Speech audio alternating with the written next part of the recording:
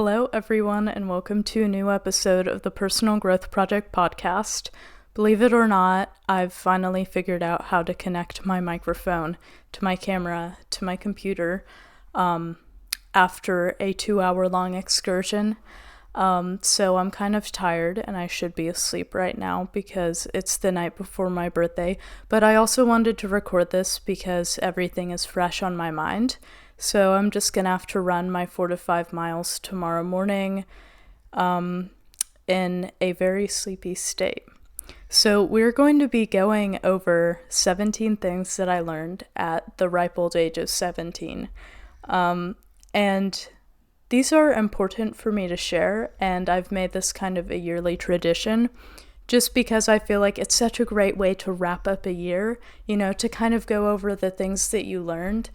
And I feel like in terms of personal growth, this past year was the best one that I've had so far. I just made so many improvements in terms of learning to work with my ADHD, learning to be productive, finding interests of my own, learning programming was so much fun. And also just kind of learning to enjoy life, healing from things. I feel like in terms of emotional maturity, I grew so much this year. I really learned how to emotionally, this sounds kind of weird to say, I'm looking for the right words. I just learned how to, emotionally detach from situations, not take things so personally. And so I think that, it's just caused such great dividends in all of my friendships and interactions with people. And I really hope that some of these lessons can help you also heal and grow in terms of productivity and everything else. So I'm just going to go ahead and start. If you see me looking off camera, it's because I'm looking at my little list back there. Number 1 lesson, you don't have to force the right things, especially when it comes to people, because the right people will see your value from the very beginning. And this is something it took me a while to learn, because for the longest time, I don't know, I just kind of felt like I had to put an effort to make things work with people in certain situations. And when it comes to a goal or something that you have like that, you should work towards it.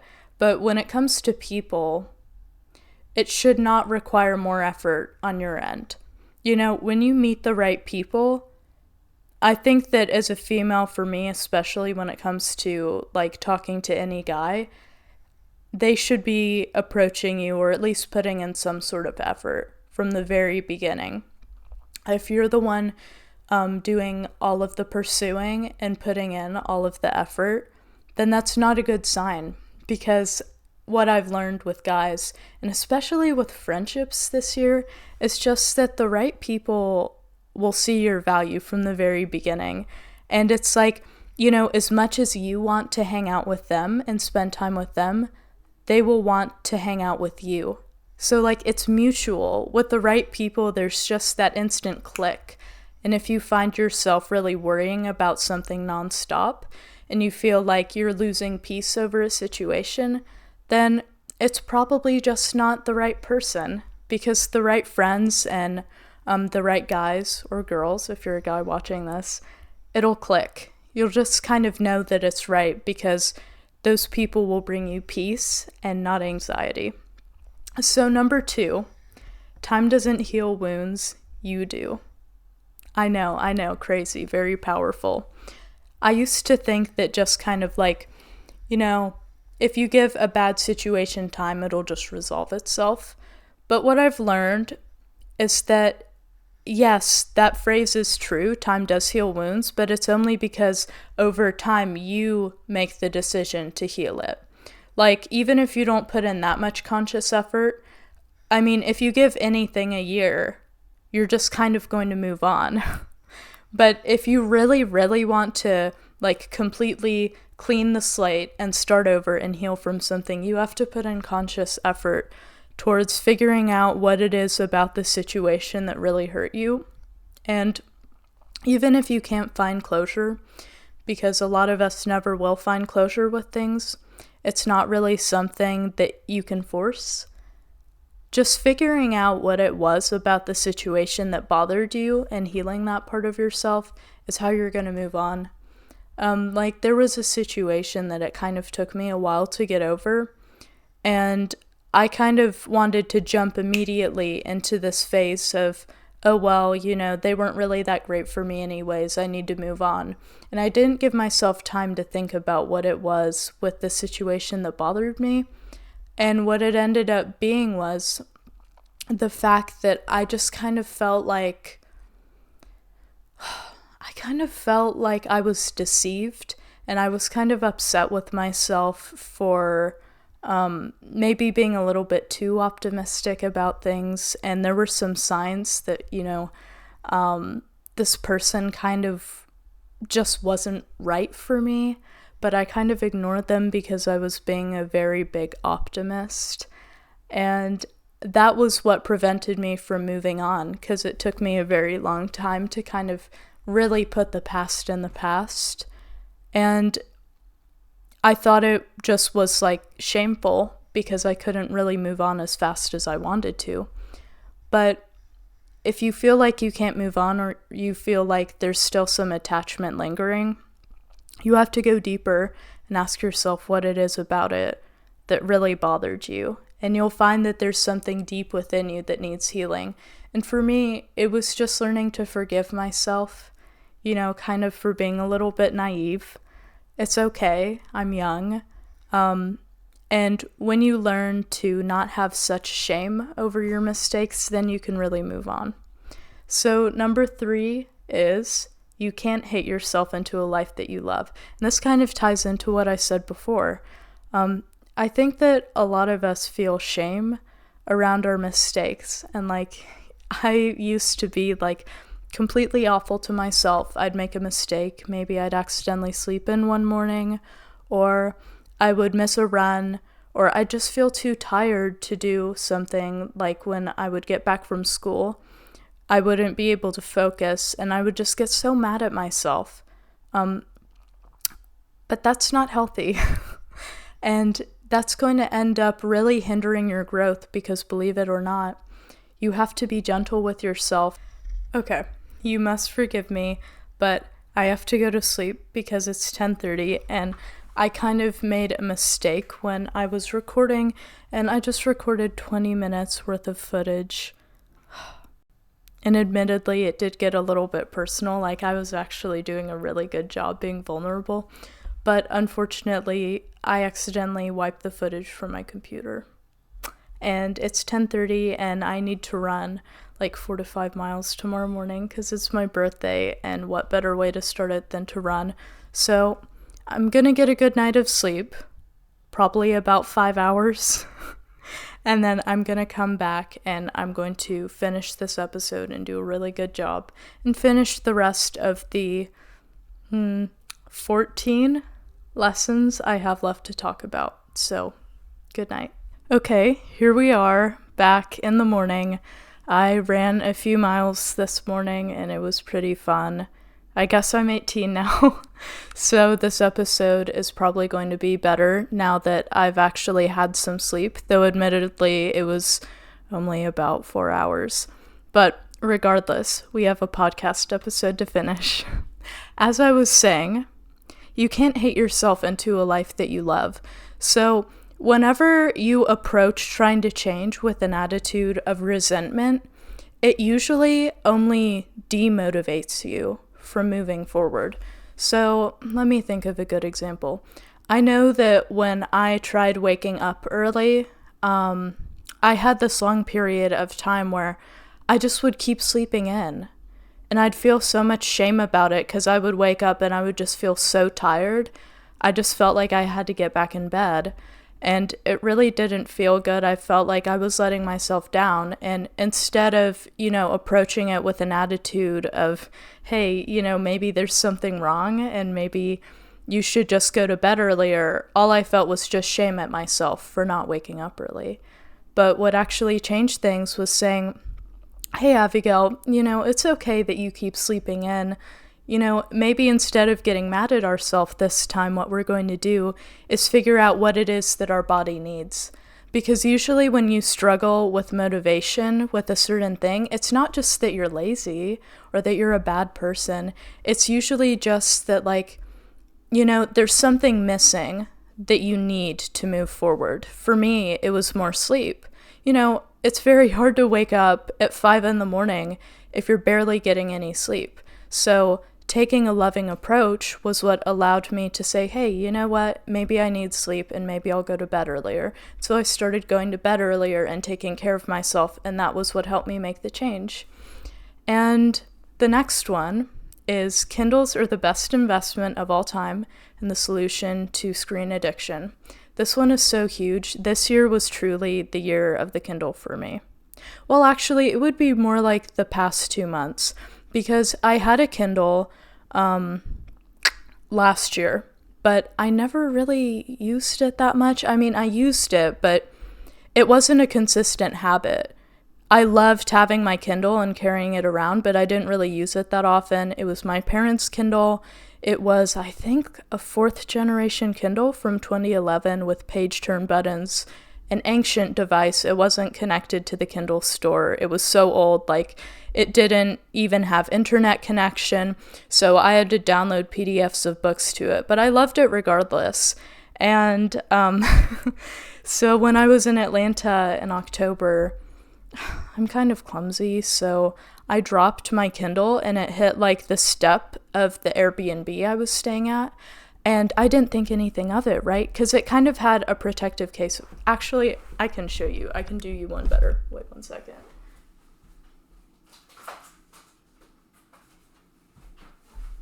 Okay, we're back. It had a protective case. So as you can see, it's like a leather Kindle. I loved it because of the color. I'm so sorry if you're listening to this episode. I guess you don't get to see the Kindle, but I just loved how classy it is. I love the classy design. And when I open it, you're going to be so horrified with just how bad the damage is, because it's really bad. So this is what happened to my Kindle. Excuse my nails. I know they're chipped. I really need to redo them. But it was obliterated by the step. And I didn't figure it out until I got in bed that night. And ironically, that night was the night that I actually got in bed on time and was ready to cuddle up for 30 minutes of reading. I finally got my act together. Boom. It was gone. I opened it up and my heart just dropped because the screen was so destroyed. I was like, there's just no way this is going to work. But the worst part about it was that the page turn buttons were my favorite part of the Kindle. And here, I'll try to show you. But they were literally smashed in. The page turn buttons were destroyed. There was no using it. It literally makes me so sad to look at this. But it's okay, because I got a new Kindle. I was ACT tutoring someone kind of through September and October. God bless them, because of them, I had the money to buy myself a new Kindle. I want to show you guys because I'm so proud of it. It's the Kindle Oasis. I got myself a nice little cute feminine pink cover. I love it so much. And so the page turn buttons were my favorite part of the Kindle that I originally had, because I don't know, I just love pressing the page turn button. It really motivates me to keep reading for some reason. I don't get as much satisfaction from swiping on the screen. But there's only one Kindle with page turn buttons, and it's the Kindle Oasis, and it's $200. But God blessed me, because the day after I dropped my Kindle, the Kindle Oasis went on sale. I think I got it for $50 off. And as soon as it got to my house, I completely fell in love. Let me show you guys. So it has page turn buttons. Now, I will say the older generation has page turn buttons on both sides, but I never really used I never really used the left side page turn buttons. This one only has buttons on the right side, as you can see here. I love it so much. This is literally the coolest case. Let me show you. So it has a hand strap, so I can walk around flail my hand around, the Kindle's not going anywhere. The coolest part, I'm not sure if I can show it since I don't have a desk in front of me, but this little back part of the case pops out. So like if I'm getting ready in the morning, I just like set it down on my counter, and I can kind of like swipe along to a book or listen to an audiobook while I'm getting ready. Yeah, that's a huge thing. Audiobooks on the Kindle are incredible. My old Kindle was so old, it did not have the Audible functionality, but the new Kindle Oasis has Audible functionality, and my parents are the best. I think God really matched me with good parents because my parents happen to be self-improvement junkies like me. So they have an Audible library, not even joking, with like 700 books. And whenever I want to read a self-improvement book, I'm not even joking, usually it's already in our Audible library. My mom is just incredible. She loves self-improvement books, and whenever she gets ready, she's always listening to audiobooks. And honestly, she's like my inspiration in that way. I love how much she reads. The other day, I'm getting really off topic, so I'm sorry, but the other day, we were in Florida together for a college tour, which we had so much fun, and I will need to make a podcast episode on it because it was the most incredible and serendipitous experience of my life. But we were driving back from the college. It was like 2 hours from where we were staying, and we just like got a book on Audible and we listened to it on the trip home, and it was actually a lot of fun. Like, it's so fun to have people who you can like read books with. So I think she's really cool in that regard. But anywho, I'm getting really distracted. You can literally download Audible books to your Kindle and you can listen to them with earbuds. Because, okay, one thing I like about the Kindle is actually the fact that it doesn't have a speaker. So, like, I never have to worry about my earbuds disconnecting and things playing out loud because it doesn't have a speaker, right? So, like, I can just connect my earbuds with Bluetooth to my Kindle, and I've started this new ritual of, like, whenever I'm driving somewhere in the mornings, I used to listen to music, but instead I literally put in earbuds, which probably isn't the best to drive with earbuds in, but I put in my earbuds and I connect to my Kindle and I listen to audiobooks as I drive, and I love it. It's like, it makes my drive so much more worthwhile, and I kind of like it more with the earbuds in because it kind of helps me block out my environment, which I know is like a bad reason and probably not the safest, but I make sure I don't use the noise canceling feature when I drive, so it's okay, it's okay. Not the best, but it's okay. Anyway, this was what totally broke my screen addiction. I need to put this away because the battery's draining. This was what totally broke my screen addiction.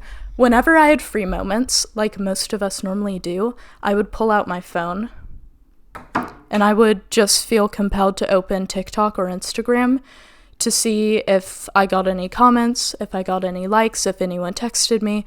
And, that's all fine and dandy, but it was really, really bad for my mental health. And one of the lessons that I learned this year that I'll expand more on is that your gut knows everything, and you need to pay more attention to what your body is telling you, because anxiety really is a messenger. And most of us just try to shoot it down when it comes to us, but what we need to do is tap in and listen and see what it's trying to tell us. So I noticed one day I was walking out of my third block class, and I literally have to walk up like a really big hill to get to my main school building for my fourth block class, because my third block is kind of like in the STEM building, which is like a really tiny kind of rundown building at the bottom of a hill. But we love it anyway. So I was about to walk up the hill. I had been working really hard all throughout the morning. Like, I felt so in the flow state, so peaceful. And then I decided I would check Instagram. And as soon as I opened the app, anxiety just flooded me. And I felt so horrible. And I noticed, like, it was a consistent pattern. Every time I would go on social media, it would just kind of stress me out. And so when I got my Kindle and I started reading consistently, it changed everything for me because it's like a device. So like, you kind of have the instinct to pick something up when you're bored. And for most of us, it's your phone. But if you can get something else to pick up when you're bored, that changes the game. And because the Kindle is built like any other device, when you pick it up, it kind of tricks your brain into thinking that you're picking up your phone. Like it kind of scratches that itch, if that makes any sense. And so I completely replaced like my phone with my Kindle, and you would not believe like how much my screen time reduced by. It was crazy.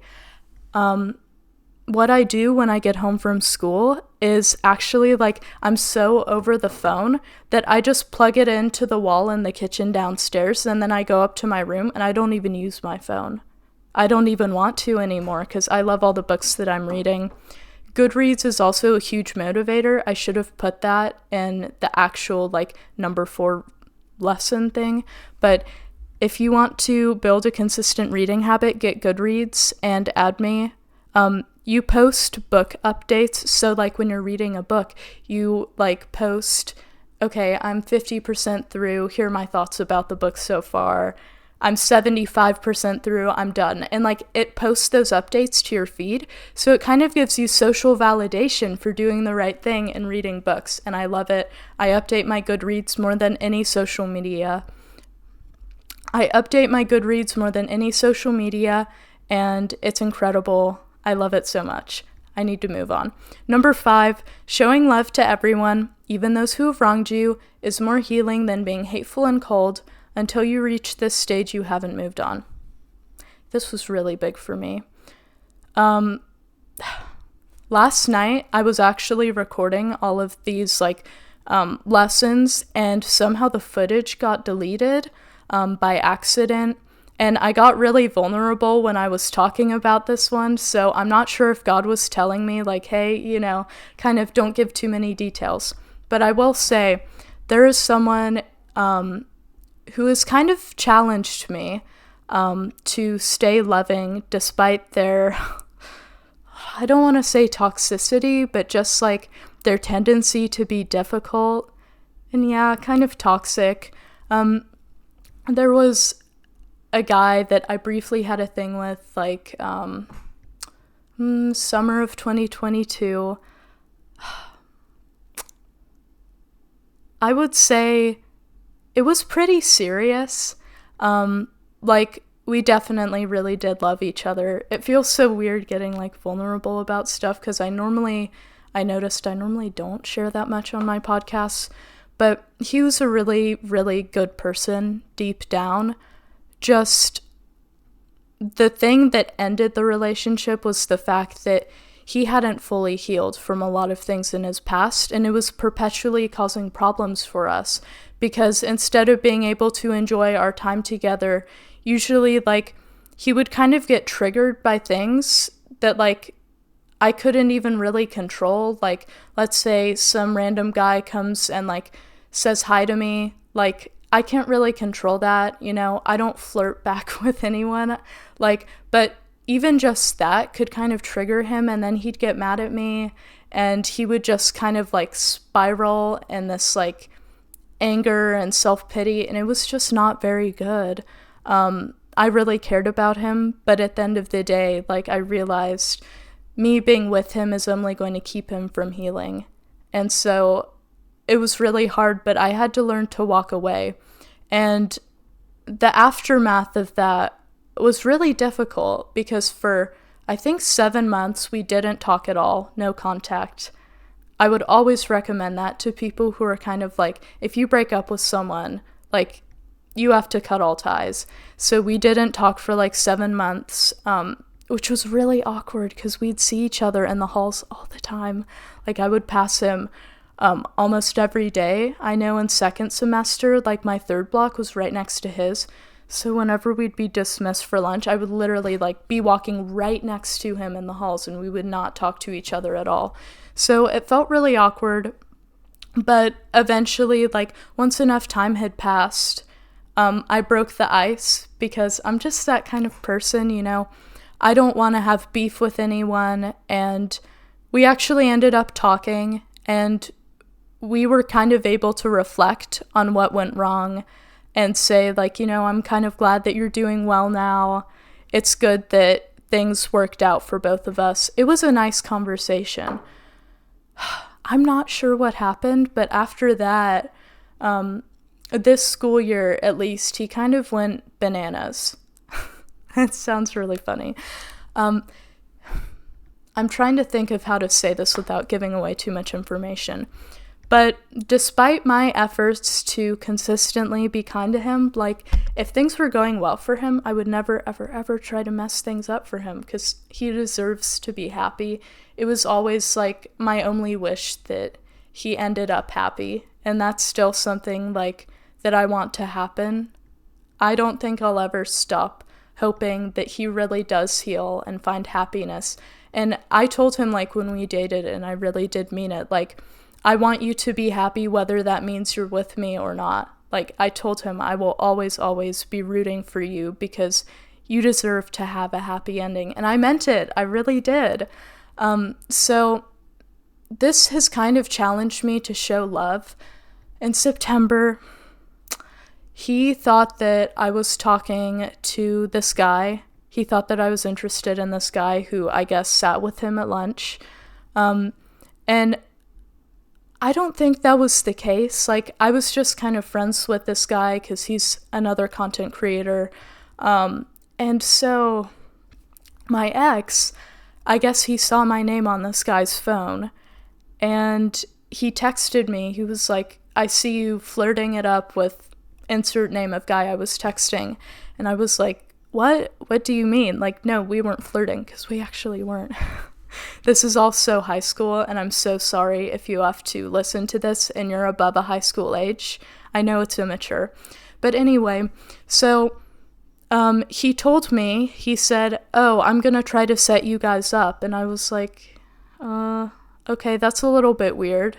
Like, I don't know why you're getting involved. And I don't know, I just didn't know enough about the guy to be interested in him, but my ex said, yeah, I'll set you guys up. Well, this guy and I ended up meeting for tutoring, and he told me, he was like, oh, your ex brought you up, and we realized that he had actually lied to both of us because he told me that he was trying to set me up, but he actually tried to sabotage me, like with this guy that I wasn't even interested in. And he told the guy that I had been like going around telling people that we were flirting, which is just crazy. Like, I would never go around and brag about flirting with someone. That's so weird. But I guess he wanted to make me look crazy and obsessive. And luckily, the guy that I was friends with, he's like a good enough person to probably not believe that.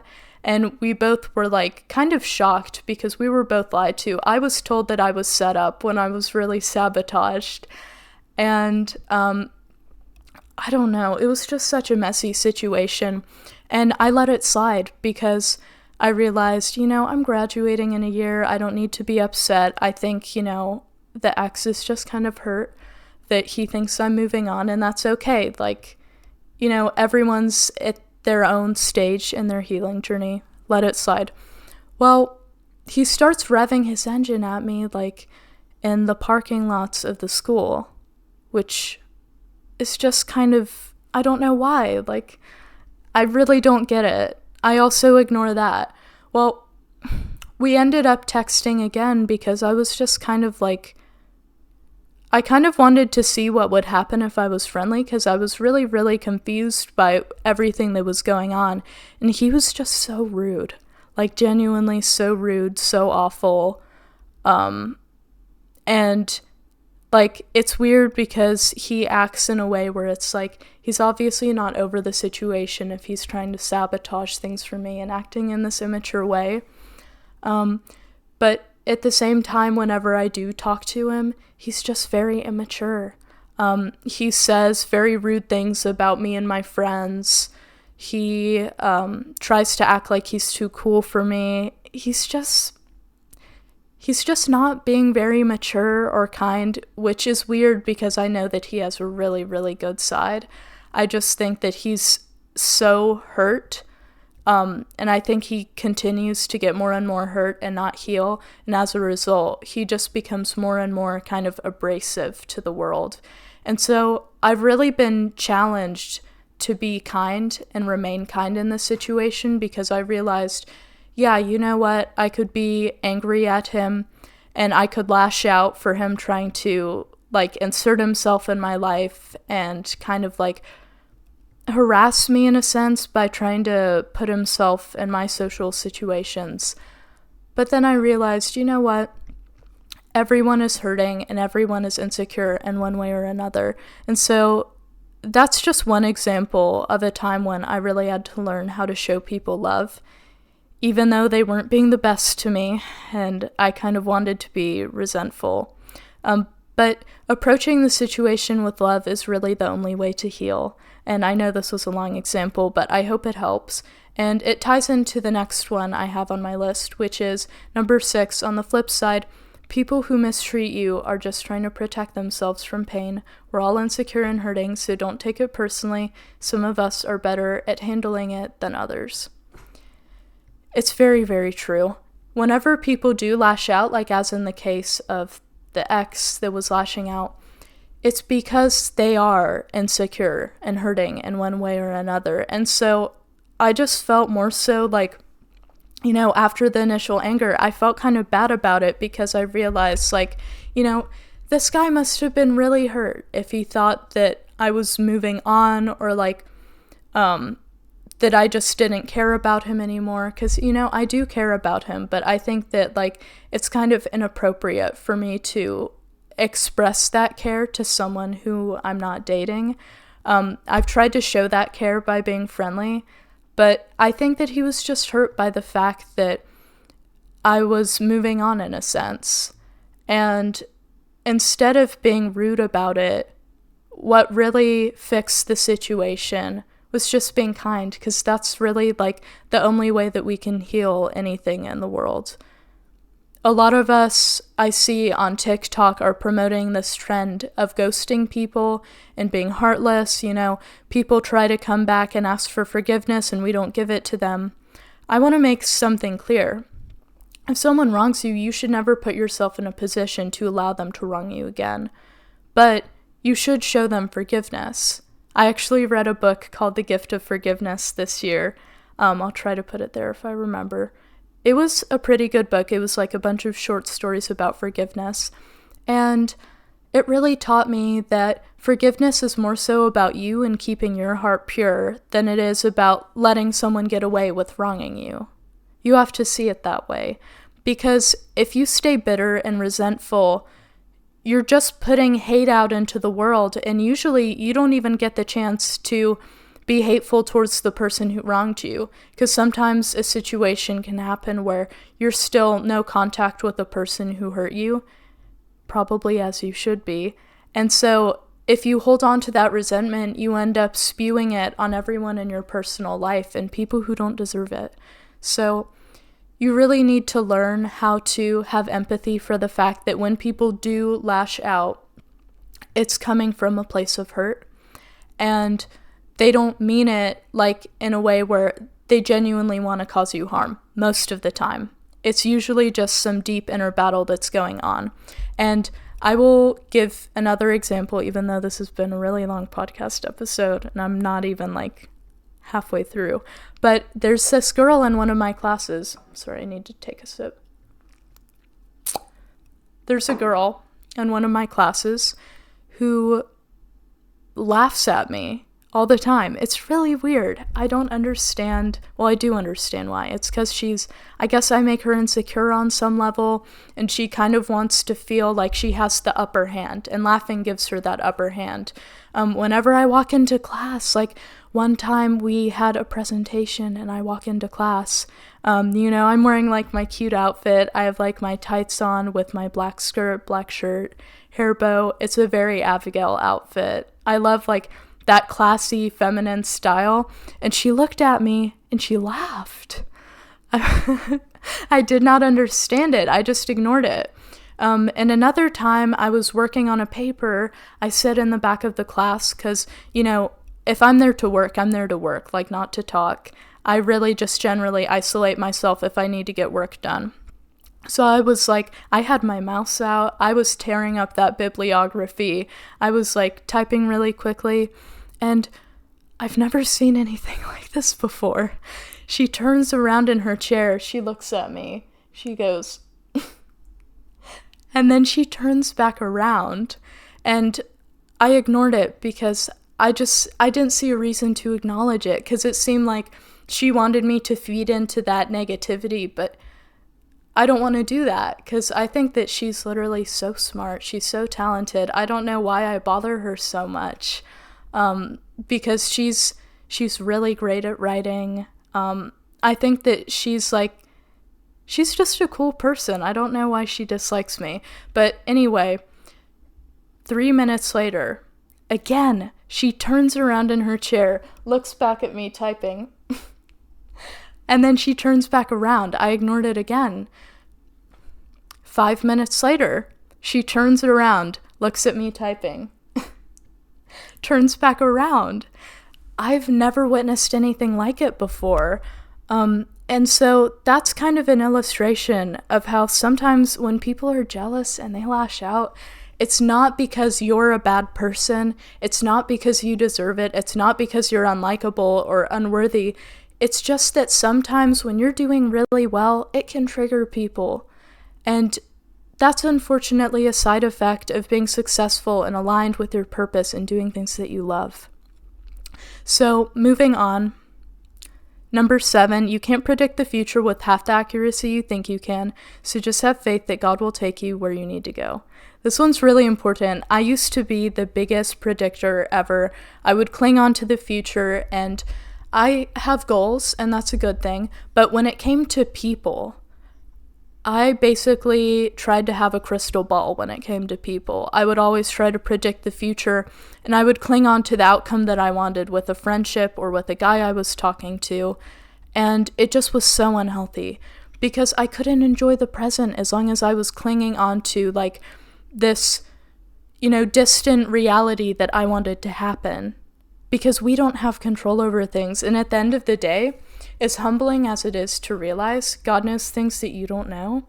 And so many times you won't get what you want, but like months later, you'll realize it is so good that you didn't get what you want because God has something better for you, or you just find out something about the person that you wanted so badly that makes you realize, wow, like I really dodged a bullet there. And I'm trying to think, this happened so many times this year, at the beginning of the year at least. October and November, I did so much work on myself, and I've really learned how to step into my feminine energy and not need anyone external to fulfill me, and that's been a beautiful shift. And I no longer look for male validation as much as I used to.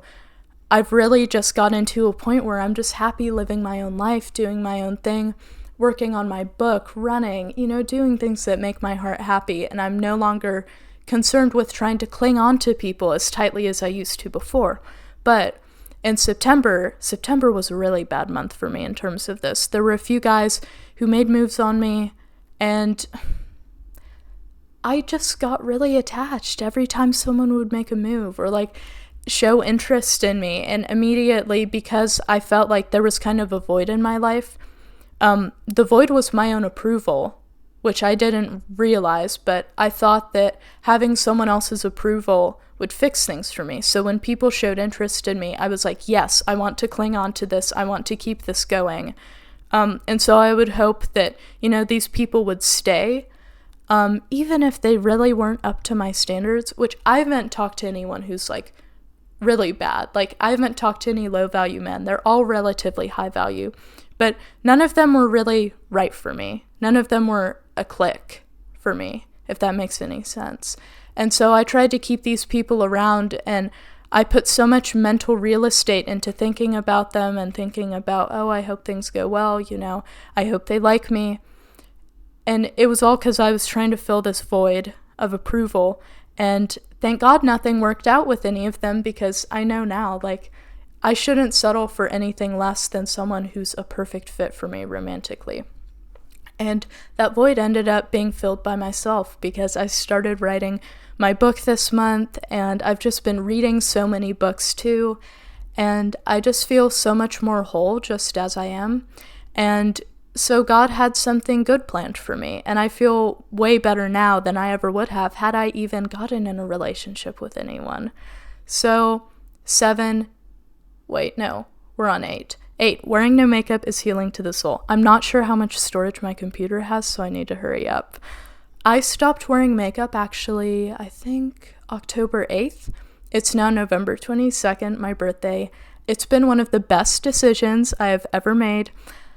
I am just so much more confident with myself now, and I used to always feel like I had to put on at least foundation and mascara, always mascara, before going out, because I don't know why, I kind of conditioned myself to believe that because my face has acne, I need to cover it up and distract with like mascara. And, I'm still working on fixing my skin because I've recently realized it's due to diet and poor gut health that like I have a forehead breakout. And so I'm working on fixing that. But makeup really only exacerbated my issues because, one, you're like putting chemicals on your face when it just needs to heal.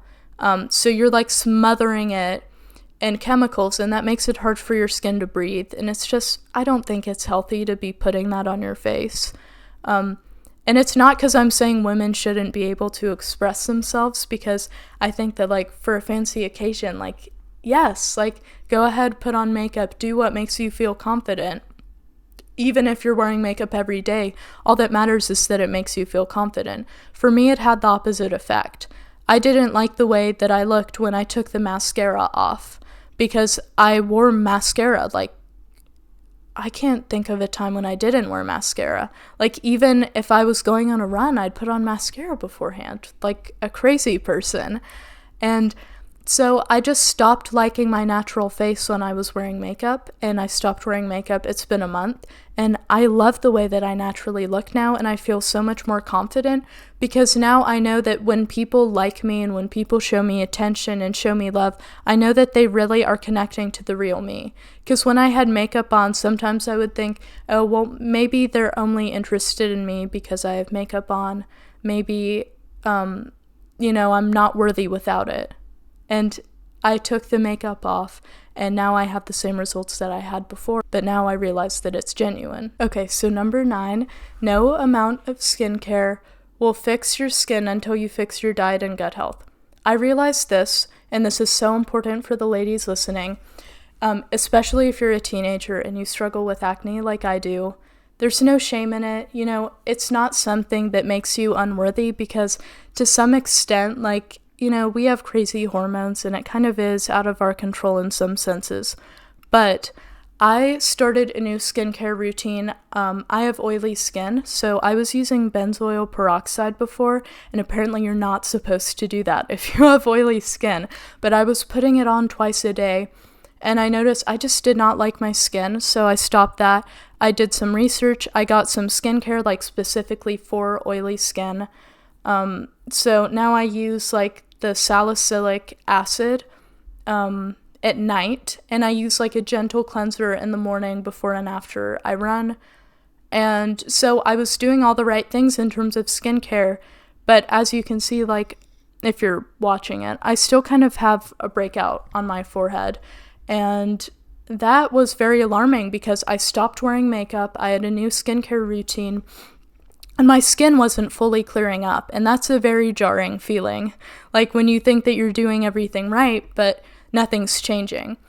And I did a lot of research, and as it would turn out, when people have this problem, it means that they have poor gut health because the gut and the skin are like so intertwined. So when you have an unhealthy gut and you're eating bad foods, it reflects in your skin. And so one thing that I really saw repeated over and over from my Google searches was that dairy is really bad for your skin. And so, yeah, I am kind of messing up having this protein strawberry milkshake. But I've tried to minimize dairy. I'm hoping that it gives me better results. And another big thing is just that you shouldn't be having processed sugar. I mean, you shouldn't be having it anyway, but especially if you want good gut health, you need to cut out all the really processed things and the sugar. So I'm hoping I get good results from this, but I thought I'd share. Number 10, character matters more than success. There are plenty of successful and attractive people who are either bitter or just not very fun to talk to.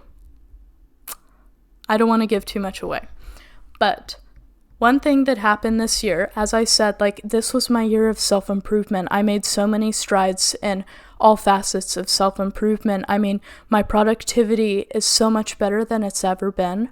My emotional maturity, like, you know, just how healed my heart is, it's never been better than it is right now. And so as a byproduct of my healing and, you know, me kind of glowing up and, you know, stepping into who I was meant to be, the types of men that I attracted changed dramatically. Before, I would say in my first 2 years of high school, I was scraping at the bottom of the barrel. Let me tell you, I was not attracting high-value men. I was attracting very low-value men who were like in their wounded masculine energy. They were just not very masculine, not very assertive, not very hardworking, dare I say, and it was not good at all. So I leveled up. The types of men who started, like, you know, sending me DMs and like talking to me at school so drastically changed. All of a sudden, like, guys who were like ripped became like the standard, which is really weird. Like, before, I had a very messed up self-concept, and I didn't think that like I was really capable of having people like that be interested in me. But I had to level up my self-concept because, you know, everything in my life was changing and I really was leveling up. So I became worthy of a lot more than I was worthy of before. Like, I was just, like, I got to a point where, you know, talking to the types of guys that I used to talk to just did not match where I was at all anymore. Like, it just wouldn't work. Like, I leveled up to the point where it was like we were just in two separate worlds. And so, like, naturally, the types of guys that were interested in me also had to change. And so all sorts of CEOs, like ripped guys, entrepreneurs, like, started talking to me. And it was interesting. It's been an interesting year. But what I learned was that as I was, like, talking to these guys who, like, I used to never think, like, I was capable of really having anything with, as I was talking to them, I realized, like, success really isn't everything it's cracked up to be when you're looking for, like, someone to potentially date. And I haven't dated in, like, well over a year. Because luckily I've had standards and I've known, like, when to walk away from situations. And something interesting is that some of these ripped guys, like very successful guys that you'll see, they're really not all that. Like, yes, they may have, like, a super ripped frame. They may be very muscular. They may be very wealthy. But some of them just have flawed morals. And it's not worth it to, like, continue talking to those types of guys if you start attracting them if they have bad morals. Because, you know, yes, you may be attracting better than you did before, but don't stop until you found someone who really checks all your boxes, including the moral ones. And I was talking to this guy who's, like, he's very wealthy for his age, very successful, ripped. And I just, like, you know, even though he was showing me attention and all the guys who were, like, in my life at the moment kind of trying to pursue me, like, they treat me very well. They spoil me because, I don't know, I guess I've leveled up to that point and I've gotten to a point where, like, you know, I realize that I'm worthy of that. But, how do I say this? The morals were not there. yes, he treated me very well, and all the guys who are in my life, like, treat me so respectfully. They buy me things, like, they make sure that I'm taken care of. But, unfortunately, he kind of, as I found through a Google search, kind of a dig through his TikTok, he kind of has, like, a questionable moral history. And so it was very difficult for me because I was starting to get attached to this, like, idea that, you know, maybe I would end up with someone like that who's, like, you know, an entrepreneur, very successful, ripped, etc. I was so excited by, like, you know, all these new people coming in my life because it really reflected a change in, like, the reality I've always lived in. But the morals just weren't there, and I'm so thankful to God for giving me the strength to, like, let go of the situation. But some of these guys who are really successful, they will want you and they'll pursue you because you have good morals and, like, you're wife material, and they know that you're not going to cheat on them. They know that you have good values, that you're loyal. And so they will take very good care of you. They'll spoil you. They'll be very respectful to you. But that doesn't mean that they can't have other girls that they're talking to in a much more casual manner on the side. And that's something you should kind of be aware of, because you don't want to get blindsided. And even if a guy's treating you well, you still need to go ahead and check and make sure, like, does he check your other boxes? Is he really a good person? You don't have to settle for anything less than someone who is, like, really a godly person. And so, yeah, that's just my little speech on how character definitely matters, even if you have people who are successful and attractive interested in you. Okay, 11, sleep matters a lot more than you think, so prioritize it. This one's really big. I used to not prioritize sleep. I'm getting a lot better at it. It's still something I need to work on, but just all in all, I've noticed my best days are always the days when I've gotten a full 8 hours of sleep. I feel so, like, light and playful and happy, and nothing really phases me the same way things get on my nerves when I'm sleep deprived. So, number 12, accepting your emotions instead of fighting them is the only way to rise above them. This one's really big, actually. I'm reading this book called Radical Acceptance. I'll try to put it here. It's incredible. I love it so much. It's up there with Breaking the Habit of Being Yourself by Dr. Joe Dispenza, which is, like, my all-time favorite book. I love it. I'm listening to the audiobook, and it's all about just learning to, like, accept your life, and how accepting your life is actually the key to changing yourself, as I mentioned earlier, actually, and just feeling happy, because so many of us are chasing, like, the past and the present and getting mad at ourselves and focusing only on the negative, but pure acceptance is just the way to ease your anxiety. And there's this beautiful chapter where she's talking about, instead of saying no to your emotions, like, think of a situation that makes you mad, you know, something that really hurt you. What you normally do is you try to say, no, I don't want to feel anxious. I don't want to feel sad. This is wrong. So we try to push it away. Instead, try saying yes to the emotions that rise up. This totally changed the game for me. Instead of feeling mad at yourself for being anxious, really just take a deep breath and say, yes, I'm listening to you. And listen to your emotions. See what they have to tell you. That's the only way you can actually rise above them.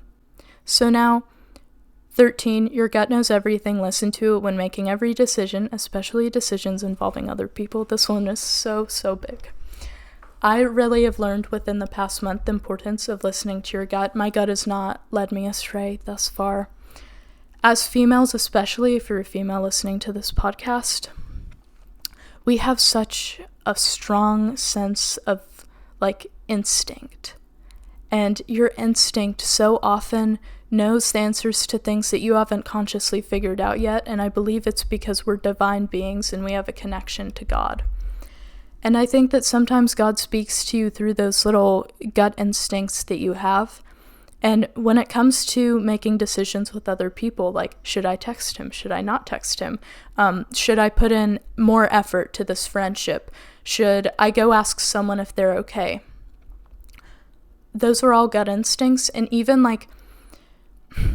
when it comes to being productive and trying to figure out what the best step to take is, if you just pause and you listen to your body, it'll often tell you what the right answer is. I won't go too deep into it because this episode is super long. I could actually make an entirely new episode on it. But just pause and listen. You'll be very surprised with just how right your gut always is. 14, discomfort and anxiety are not the enemy. They're messengers trying to help you by telling you that something is wrong. Listen to them instead of trying to shoot them down. This is really important. I used to, as I said, not accept my emotions, and I would get so mad whenever I'd feel anxious because I thought being happy all the time was what I was supposed to feel. This was really bad for me because if you're already anxious and uncomfortable, getting anxious about being anxious only makes it worse.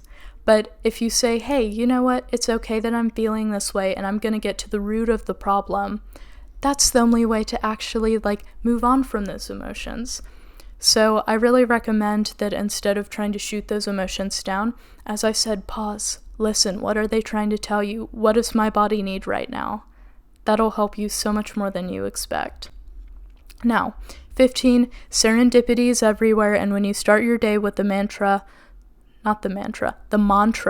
let life surprise you, magic will start to happen.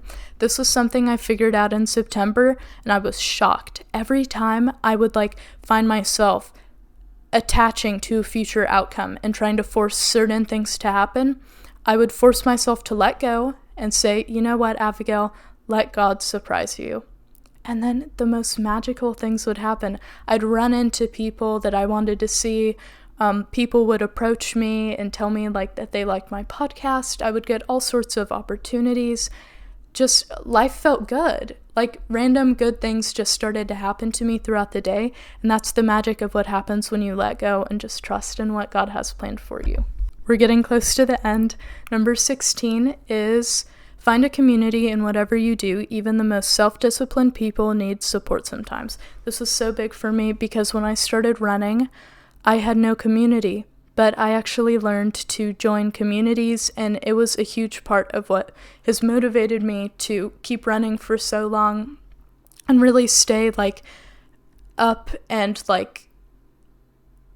it's what's motivated me to keep going even on days when I don't want to work out. I joined a women's workout group, and I don't go every week, but if I do need a boost of motivation, it's so great to have people to work out with in your hometown, and it'll help you a lot more than you think. There are run clubs everywhere if you want people to run with. I'm not even joking. Almost every city has some sort of run club, so if you want to find people to work out with, you should do that. And even when it comes to content creation, find other people who do something similar to you. If you're in school, find other people who want to study. Finding that community will bring you so much of a sense of purpose, and it'll bring you so much peace because humans are social beings, and you would be foolish to ignore the fact that we really do need connection.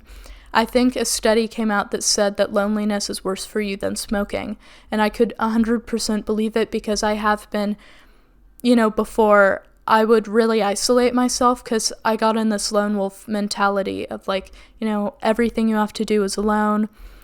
No one else really relates to you, and so I'd isolate myself, and I'd miss out on a lot of opportunities to connect with people, and I regret that a lot. Things really are more beautiful, and it's so much easier to stay motivated when you have people with you. And finally, 17, learn everyone's story because your assumptions about other people are often completely incorrect. This is very true. I can't count the number of times this year when I've made an assumption about someone that has turned out to be completely wrong. We really have no idea what we're talking about when it comes to other people. And so often we make assumptions, and it's we don't know what goes on behind closed doors when they get home. We don't know what kind of childhood they had.